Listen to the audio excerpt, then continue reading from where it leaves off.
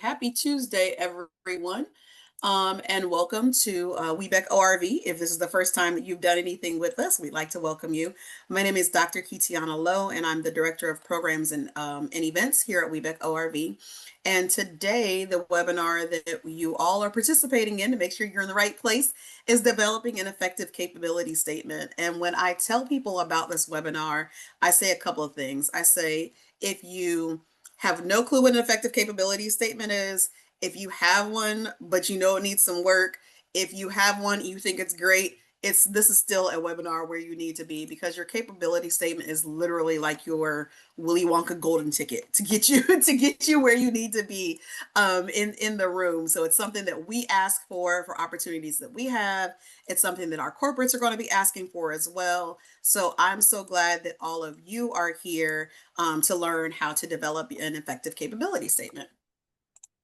And before I introduce our speaker, I always like to take a moment to introduce the WeBeck ORV team, just so that way you are familiar when you happen to see us out and about and you know who we are.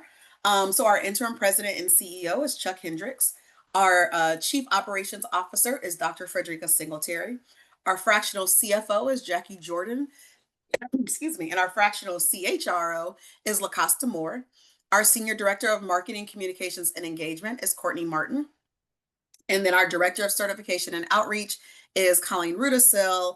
You're all, I'm sure, very familiar with her, as well as our certification team. Our certification manager is Robbie Moore. Our certification specialist, which is over on this end, our contractor is Anita Steele. And so they all work together to do all things certification at WeBeck ORV. And then our corporate engagement manager is Devin Davis. And our administrative assistant is Morgan McDonald. And so like your follow-up emails that you'll receive from this session, you'll see Morgan's name on there. And so we are a mighty and ever-growing team who work diligently to provide all things for you all to enhance and maximize your certification here at WeBeck ORV. And then to go ahead and introduce our facilitator for today, Karen Weevil is the Associate Director of Central Ohio, Ohio Apex Accelerator at Ohio University. So I know that's a whole lot of Ohio's all matched together, but she is a dynamic facilitator. She has been with me for, I think this is actually like our second or third year that we've been doing these webinars together. So like I said, when I tell people like, this is where you need to be, this is where you need to be. Not only does Karen put together a dynamic presentation that she'll be going through today, but she also makes herself available to help you all if you want some individual kind of coaching or feedback, I should say, not coaching, but feedback in regards to your capability statement. She's always willing to do that as well. And I know that's something that has truly been invaluable for our WBEs. So Karen, without further ado, I will go on mute and turn it over to you. Well, thank you very much. And it's a pleasure to be here with everybody. I'll take myself off a video just to say hello. Hello. Whoop. There. Hi, everybody. I'll put myself back off video. Bad hair day. But today I'm going to talk about capability statements. It's something that we work with. And actually, this is the first thing when I'm working with a client in our program that I have them put together. And we're going to just kind of go over what it is and why it's important for you to put together. So first, what is a capability statement? We're going to talk about what it is. What do you use it for? What are the various elements that you need to have in your capability statement? And what are some tips and tricks that we can give you to make sure your capability statement stands out in the crowd? Because you better believe your government buyers and prime contractors get a lot of these. So next slide. First, we're going to say, what is a capability statement? So it's your door opener. It is what you're going to use when you're introducing your business either to a government agency or prime contractor. You're going to use it at events. Sometimes they're out there doing market research on who's out there that can help them solve their problems. You're going to have your capability statement there showing how you can be part of that team to solve those problems. You're also going to see it oftentimes that they're going to ask for it in government solicitations. They want to see a capability statement as part of your response. There are a number of uses for this statement. Next slide. Okay. What are the various elements we expect you to have? First of all, I always like my clients to make sure they call it a capability statement. We're going to talk about some different looks and ways to put it together, but always I say call it a capability statement. Sometimes on the local government level, they'll call it a statement of qualifications, but the most common term is capability statement. It should have the following sections, and you should call them these titles, make these titles in your sections, because especially in government, this is what they're used to seeing, and it helps them find what they're looking for. You're going to have a section called core competencies, a section called past performance, one called differentiators, and then you're going to have some information on your company data. Now we're going to go over each of these sections. Next slide. So, capability statement, call that in your header. You're going to have it more than just capability statement, though. You want to include your logo, but you also want to include your name. Simply said, sometimes, like I said, they get a lot of these, so they might use a text reader. They're not going to capture an image of your logo. They're going to capture your business name, but I want you to have your logo on it because it establishes your branding. You want to make your capability statement match your corporate branding to create that cohesive marketing approach that every business needs. So, in addition to your business name, we recommend having, and your logo, we recommend putting your actual physical address of your business and include your website. Again, where can they go to look up your company to make sure you're legit and what you do? Put it on your website, put that website on your capability statement. Next slide. Core competencies. Core competencies is what you do. It is what kind of product, what kind of service that you want to offer that particular government agency or prime contractor. You want to headline this section, core competencies. You're going to highlight what it is your company does best for those products and services. You want to target your core competencies to your audience. So you're going to have to do a little bit of market research. And I always say you're going to have multiple capability statements. Simply like your resume, you're targeting it to who you want to work for with the pertinent information for the job.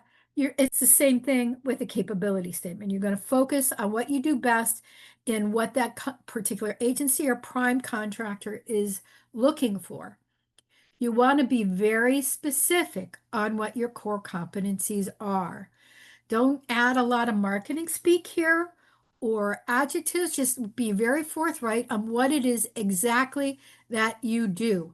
I recommend bullet points. And as a former writer, I hate hearing this because I loved my own prose, right? But short to the point bullet points make it easy for them to spot immediately the products and services that you do that they may be looking for. Next section, past performance. This is proof that you can do what you just said you do. You're going to call it past performance. Think of this as your reference section, right? So you call it past performance.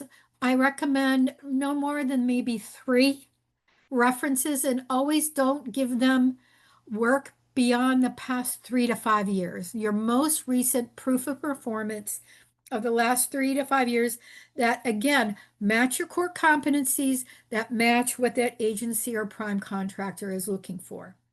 You're going to provide a very brief description of the type of work that you did. And then if you could provide the name of the client and contact information at that company, please include that. Again, it's a references section. Again, only include the work that matches up with the competency, that matches up with the type of work you're going after with that prime contractor or government agency. Don't include past performance in there that doesn't pertain to what you're going after because they won't care. So I've provided here some examples on how to write this up, and don't think that it has to be for a government agency. It could be for a commercial contract. So an example of you as a prime, that is you selling directly to that government agency. You have this brief little description. If you have the contract vehicle and the government and the dollar amount, again, they're trying to figure out scope of work. How big of a project, not only have you done that type of work, but how big of a project have you been able to handle successfully? And then again, the contract reference at that company, if you can get it, put it in there so they can check that you did a great job and did exactly what you said. Next example. You as a subcontractor. So let's say I was just telling Dr. Love about, excuse me, I have a tickle. I need some water. General Dynamics. We're doing some outreach with General Dynamics next month. General Dynamics is a very large prime contractor in the defense space for the U.S. federal government. So let's say you worked for General Dynamics. That means you are a subcontractor to General Dynamics. So you would say you did this work for the government as a subcontractor for General Dynamics. And this is what you did as a subcontractor. And then you give the contract reference at General Dynamics that you did this work for them. Next example. Now, let's say you're new, you're a newer business, and you don't have any contract work or commercial work under your belt. All the experience you have in doing what you did was as an employee. You can still include that. You're proving you know what you can do. So you would again just make sure you're truthful that you did this work as an employee of XYZ Corporation. And this is the work you did for this contract. And then here's your contact information. Again, what not to use. Do not use any past projects if they don't relate to what you're going after. Just don't list it. And if verify that number one, it's okay to use that reference and that reference is still at the company because we don't want to send them chasing down any rabbit holes that get them nowhere. So make sure your references are valid and still there. The next section you want to talk about is differentiators. Now, this is where you start describing how amazing you are at what you do. You're going to be talking about the unique features and benefits of your products or your brand or your service that sets it apart. They're buying this from somebody already. Why should they buy it from you? And you need to use your differentiator section to explain that. Next slide. So here's some thinking points. And I found in my experience in working with businesses, I'm putting these together, differentiators is the one section they struggle the most on putting together. You're really good at what you do, but you find it a challenge on how to explain it or write that up. Some people feel uncomfortable like it's bragging. This is your time to brag. So I've just put a few thinking points on getting you started. First one, you have somebody that keeps coming back to you. Who's your biggest customer? Why do they keep coming back? There's a reason for it. That's a differentiator. So let's say you're looking at an opportunity and why is your company the best choice? Who's currently got the job? Why are you better than them? And you can find that in the government space, especially who's the current contract holder. What is it about your service or product that makes it stand out? Are you number one in sales for this product? Do you have the best warranty? Does it last longer? Is it less expensive and delivering the same benefits as another product they're currently using? If you're a service, do you have special certifications or a knowledge base on IT or whatever it is that you do? What is it about the people in your company that give you that advantage? Do you have a team of highly skilled trained, certified individuals doing this?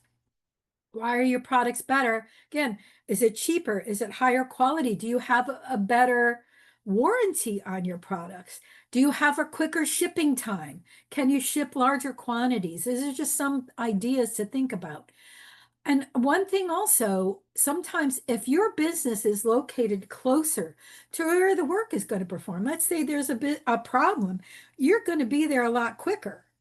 Either a lot quicker in delivery on additional products or delivering services when they have an issue. That could be, so just some thinking points. There could be others. Okay, so again, your differentiators is what makes you different from the competition and why does it benefit them to buy from you versus who they're currently buying from or that they're looking at. So again, don't create long text, make it short to the point. You want to focus your strengths against what they're looking for. You want to highlight why doing business with you benefits them. And this is one of the things I say, provide specifics. Don't give general marketing speak.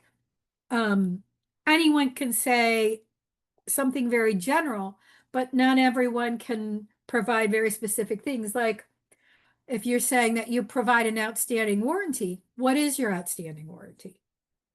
And let's go to the next slide and I'll give you some examples of things that make my hair curl. What not to use. Your socioeconomic certifications are not a differentiator. Your WBE, WSB certifications belong in a different area. Do not use marketing speak, general statements. And these are just some examples of things that I see all the time that I will ask my client, what does that mean? So best in class, what makes you best in class? Have you won awards? Like I say, does your product have a longer lifespan? What makes it the best in the class? Industry leader. Is it more of a cutting edge technology? Is it you have more sales, generate more sales, and have longer standing contracts than other people in the industry? The one I really hate to see is outstanding customer service. Anyone can say that. Quantify it. What makes your customer service outstanding? Do you have operators standing by 24/7? Do you provide customer service in multiple languages? Is it that warranty? Is it if someone needs a replacement product, you ship it out within 24 hours? Do you have a quality control plan? That's quality committed. Anyone can say they're committed to quality. Do you have a specific quality control plan in place to make sure what you ship is quality? Be specific. Don't just say generalities because anyone can save this. Not everyone can prove it. You're going to prove it and make yourself stand out. Company data is where we're going to talk about all those codes. So in the federal government, to bid on a federal government contract, you have to have a UEID and a CAGE code. In the federal government, you have to have NAICS codes. Every contract that goes out for bid has a NAICS code attached. You have to have your NAICS codes. However, other government agencies at the state or local level use different codes. So you need to research which codes that government agency uses. Here in Ohio, they use UNSPSC codes. Some local government agencies use NIGP codes. So you want to make sure you're including the codes that pertain to the government agency or the type of contractor that you're going after. Do you have any long-term contracts? Like, do you have a state term schedule here in Ohio? Do you have a GSA schedule with the federal government? You can list those in your company data. Here is where you list your socioeconomic certifications. Are you self-certified as a small business with the federal government? Are you SBE with Department of Transportation? Are you WOSB or EDWSB, 8A, HubZone, STVOSB, VOSB? Those are all the federal certifications. State of Ohio has MBE and EDGE. DBE is for Department of Transportation. VFBE again is State of Ohio. WBE can a lot of local government agencies. And don't get confused that your WBE is the same as the federal. It's not. A WSB is different from a WBE. Tailor your certifications to your audience. Next slide. Now, also, you want to just put together a little summary of your company in that data. How long have you been in existence? Yes, I've seen some people put, credit ratings. You can consider putting your DUNS number. It is no longer a requirement in federal government to have a DUNS number to get registered to be a vendor with the federal government. But I have seen government agencies, their contracting officers ask for your DUNS number to do a credit reference on your company. So if you have one, go ahead and feel free to include that too. And again, you want to make sure you put contact information at your company. And you want to make sure you put somebody's name who's going to be responsible for your prime contracting and subcontracting efforts. You want to put their direct email and their direct phone number or office number if they have it. Try to stay away from office ad or whatever if you can. Now, design. I know you said you want to make it stand out, but you don't want to make it over busy. You want to make your design really, really clean. You don't want to overwhelm them with too many colors and fonts, especially on your backgrounds. And I like to point out sometimes you might have somebody that's colorblind that is trying to read your statement. Keep that in account when you're designing. Make your copy very short, crisp, and to the point. Use the section headers that we recommend. Make sure it matches your corporate look. It matches your brochures, your website, your business cards. Create that cohesive marketing approach. You can include images that can make it very visually appealing, but make sure it's not too many images that detract from their message. And then you're going to want this in two different formats. You're going to want to have it as a PDF file so you can email it to folks in your responses or in your marketing efforts. And then you're going to want to have it printed out on some nice paper. Now, it doesn't need to be on cardstock. It doesn't need to be laminated. Just something that's decent, that isn't see-through, that you can hand to someone that isn't going to rip in, easily. If you're going to any outreach events or matchmakers when you're meeting with them in person, put it on a nice paper. I don't recommend colored paper, maybe a light gray, but you don't go too over the top on that either, just to make it stand out because you want to make it easy to read. Next slide. So here's some other helpful hints that I give my clients.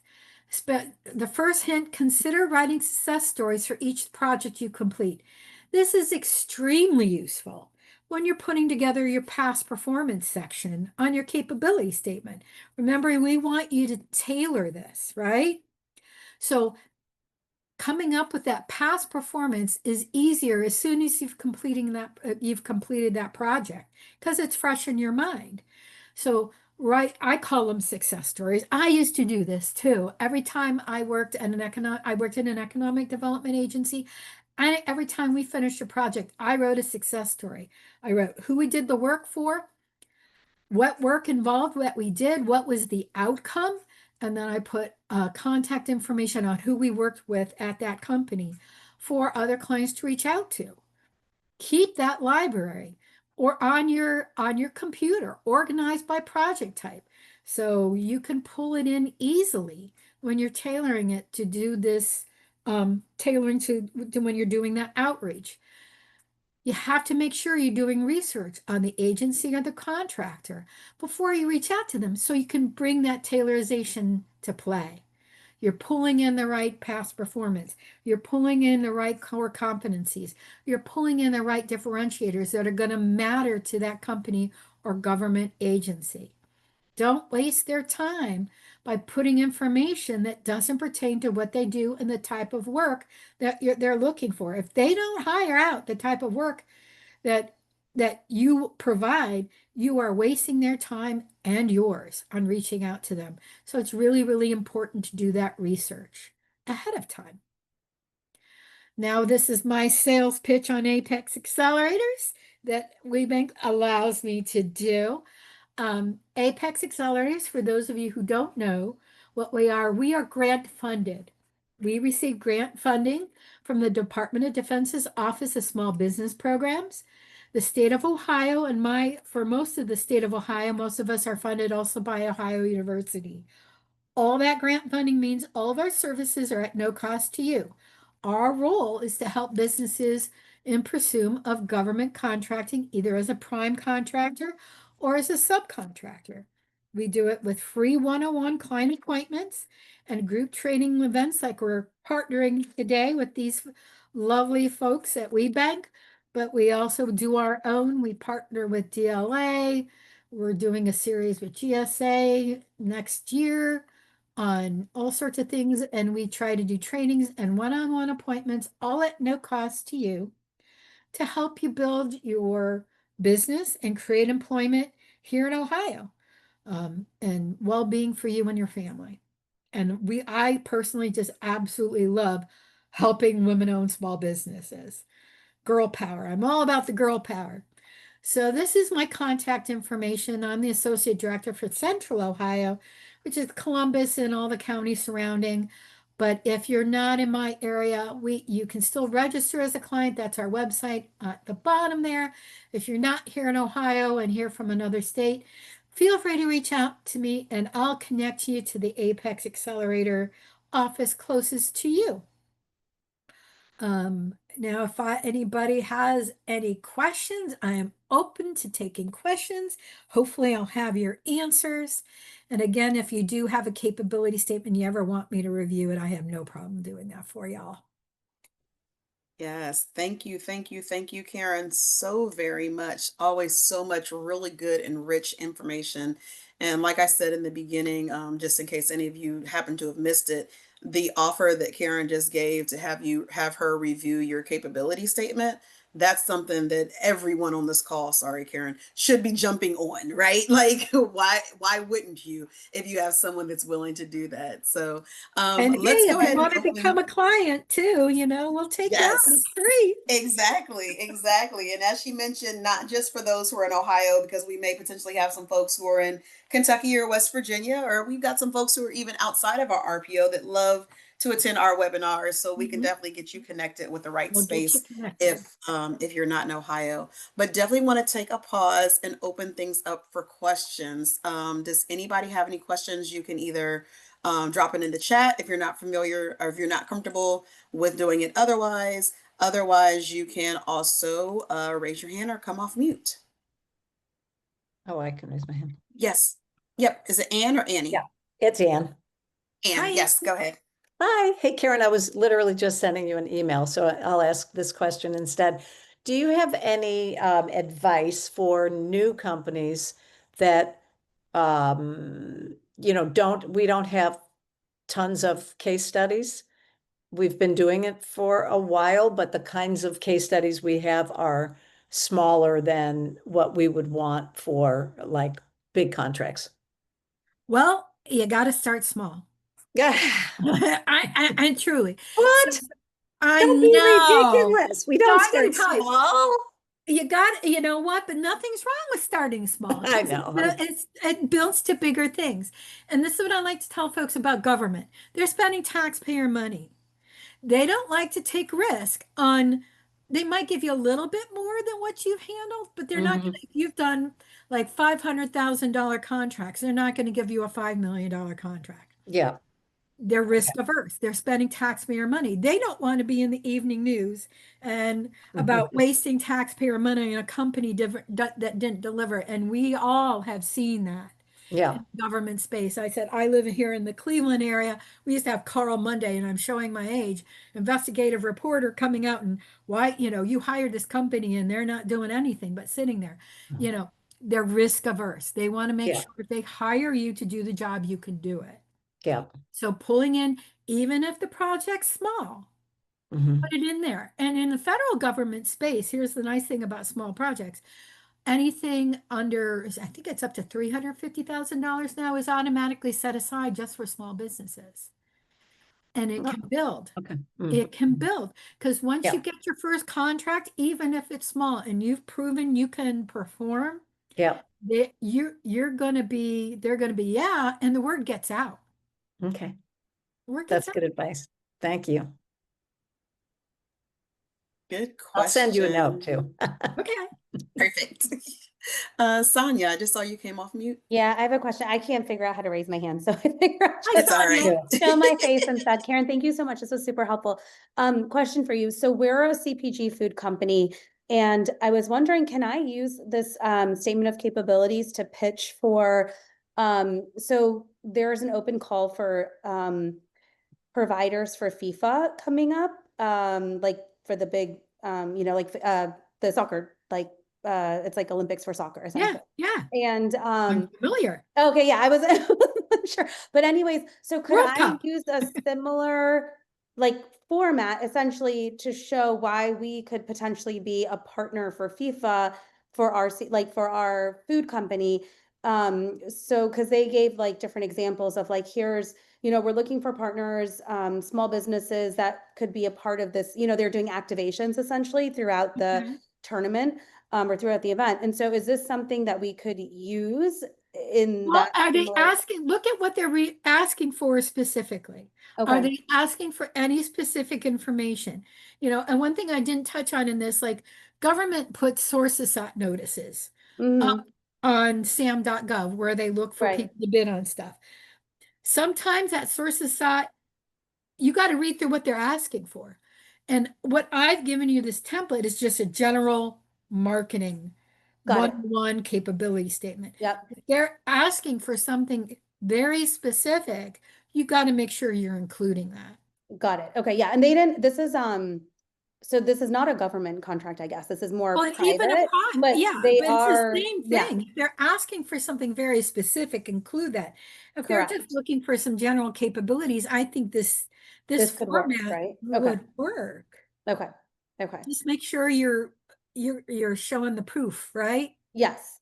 Yes. Okay. That makes sense. And they ask like for some specific things, but I liked this Great. format of what you presented, at least to give our company overview, right? So like we can talk about the proposal that they wanted, but at least this gives like and even if ours boils down to one page, it's like a nice, like, okay, here's a snapshot of our company, and then here's what we want to do for you. Could that? Yeah. And Okay. and like I said, this general one, I usually recommend you keep it to one page. But Okay. again, Perfect. I've seen sources sought notices from the government asking for a capability statement, and they're allowing up to 10 pages because Got it. they're wanting very detailed information that Right. wouldn't fit on one page. So just really review and Mm-hmm. make sure you're answering every every Specificity, specific maybe? thing Yeah. that they're asking for, and Yeah. you include it. And if they don't have a page limit, Yeah. I still recommend bullet points. Make it easy. I like bullet points too. And they actually didn't even put in here, I'm looking at the thing, they don't even say anything about, a capability statement or any sort of, I mean, it's a pretty, like, mm, informal, I would say, and they're just asking for a proposal. So my thought was I could include this as part of my proposal, essentially. I would, because it's going to show the strengths of your company and I be think very so too. Yeah. specific and targeted towards Yep. sporting events. Yeah. Yeah. Yeah. Okay, cool. Thank you. Appreciate it. Very good question. Thank you. Any additional questions? I know Karen Ariana put in the chat, so I gave her your email address. She's going to Okay. reach out to you via email I guess I as was well. that good. I just didn't have a lot I of know. Dr. K or Karen, will you guys share these slides for like to the people Yes. that attended at least? Yeah. Yep. Okay. And so that's what I mentioned in the beginning. Oh, So sorry. I what's wasn't today? paying Today's attention. Tuesday. So potentially by Friday, I think Morgan might be able to get it out by the end of the week, but you'll receive a copy of the recording as well as the PDF to the presentation. So you'll Perfect. have all of those notes that Karen shared today, as well as the page that has all of her contact information and all that kind of stuff right there at your fingertips. Perfect. Perfect. Yeah, if I leave you with two very important parts, be specific, no general marketing speak. And coming up with that success story library, not only will it help you in crafting your capability statement, it'll help you when you're putting together proposals. Because oftentimes proposals want more detailed information on that past performance, and you've got it there at your fingertips. It saves you so much hassle in the long run. coming up with that library. And again, no more than typically 3 to 5 years back. That's good information. Any other questions before I jump back into these last couple of slides I have here? Catherine, I saw you come on camera. Did you have a question or were you just showing us your beautiful face? Hi, I sent my email already to Karen. Thank you so much for Gotcha. today. I appreciate it. Sure, No Catherine. worries at I'll all. read your email when we get done here. Piece of cake. It just might not apply to everybody, so that's why I sent it. Okay. Thanks. Worries. We appreciate it. All right. If you happen to think of any questions while I'm going through these last couple of slides, please definitely drop them into the chat or let me know. Couple things that I'm going to do as we wrap up here, if I can get my computer to cooperate. Can you all still hear me? Yes. Okay. It says my Zoom is not responding. So I have a survey slide if it comes up. We'll see if it comes up. And if you have the opportunity, if you can scan the QR code and complete the survey, that will just give us some feedback in regards to this session today. If it does not come up, here it goes, I think. Oh goodness, Zoom is doing its own thing. Here we go.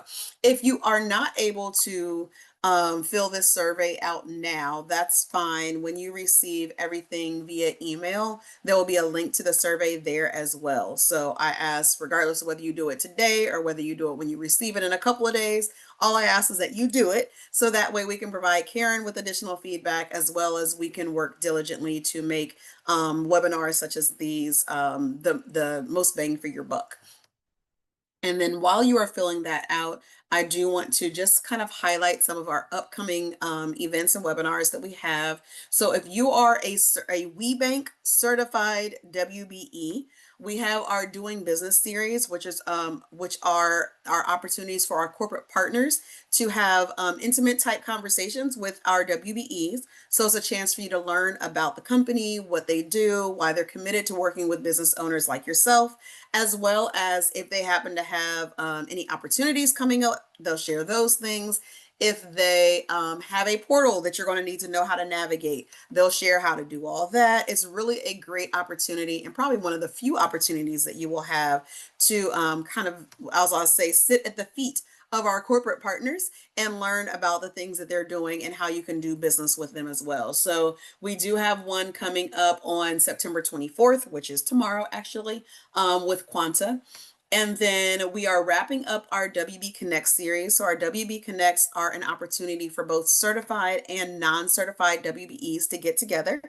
So this is a great opportunity if you are certified to bring some of your non-certified friends to show them all about what we do here at WBEC ORV. There is one coming up on October 2nd in Cincinnati. So if you're in Cincinnati or near Cincinnati and don't mind making the drive, you're welcome to attend that. And then we're also going to be doing a virtual one for those who are in West Virginia next month. And then these other webinars that are on here, I will say, like maximizing your WBENC certification. If you're fairly new to certification here at WBENC, or if you've been here for a while and you just kind of need a refresher, that's going to be a really great webinar for you to attend to learn how you can fully leverage all parts of your certification. And then if you know some people who are not certified, then the Becoming a Certified WBE or our Woman of Color, Why Should I Get Certified, are two really great webinars that you can share with them. If you scan this QR code, it will take you to our events page on our website. Also, if you follow us on social media or if you receive our most recent newsletter, which just came out last week, those are really great opportunities for you to be able to register for all the things that we have going on and to learn more about some of the things that were going on. If you did not get that newsletter last week and you would like to be added to the newsletter list, I'm going to drop my email address into the chat, and then you can always shoot me an email and I can help get you added to the newsletter. And that is all that we have today. Before I let you all go, does anybody have any additional thoughts or questions?